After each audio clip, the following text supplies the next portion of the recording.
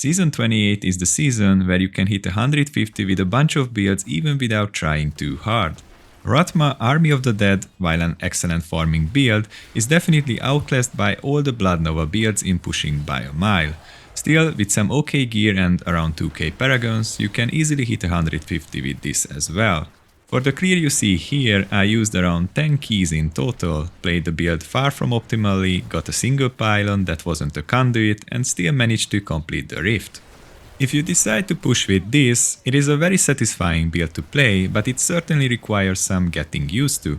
It has a high input, meaning that you'll be pressing a lot of buttons frequently and there are quite a few things to look out for. First and foremost, you will deal very little damage as long as you manage to kill and revive 10 enemies, since the Rathma set bonus boosts the damage of Army of the Dead based on the number of active minions you have. This can be achieved the easiest if you open the rift, then move to some other location on the adventure map to quickly one-shot 10 mobs, revive them, teleport back to town and re-enter the greater rift you opened. After this short preparation, you'll immediately deal maximum damage at the start of the rift without needing to mess around for a minute or two to get your revives. Speaking about damage, despite having a horde of minions, the only way we deal damage is with Army of the Dead, and this is why our primary goal is to reset its cooldown as frequently as possible. It can be achieved by stacking high cooldown reduction and attack speed, as the latter makes your skellies attack faster and therefore reset your cooldown faster, while for the same reason you can try to revive small, fast attacking enemies as well. The version I run here also has Blood Flask, which means a lot of potion presses and with that a high chance to hit an Empowered Shrine effect for the extra 50% cooldown reduction. And with that we basically spam an otherwise 2-minute cooldown ability, which can be quite hilarious. Another thing to note is that despite this looks like an area focused build due to the huge AoE coverage, it actually shines the most against limited high value targets, especially against a single one like the Guardian. This is on one part due to the unconventional warfare rune effect on our Army of the Dead coming from the Fate's Vow Helm, which is an insane single target DPS rune, while the Funerary Pick also has a vastly increased effect if we channel Siphon Blood on just one target. We deal more damage to an active target of our common skeletons thanks to our bracers too. Without going into too much detail, the gameplay is basically just herding enemies together, dropping curses left and right, and spamming Army of the Dead in the middle of the density while trying to siphon and send skellies on the highest value target, preferably a yellow elite. You can also time your bone armor stance for physical convention cycles, while letting your minions tank and keep a safe distance will enable a better squirt's uptime. And this is pretty much it. So all in all, no, this isn't the strongest Necro build, but it can still cut through a GR150 without too much effort, while unlike Blood Nova builds, it does not require a pylon for the boss, so it might be a pro for some. This is all I had to say for this one. You can check the rest of the clear if you'd like, while you can also see my gear at the end. I hope you enjoyed the video. If so, then consider giving it a like and subscribing to the channel. See you next time.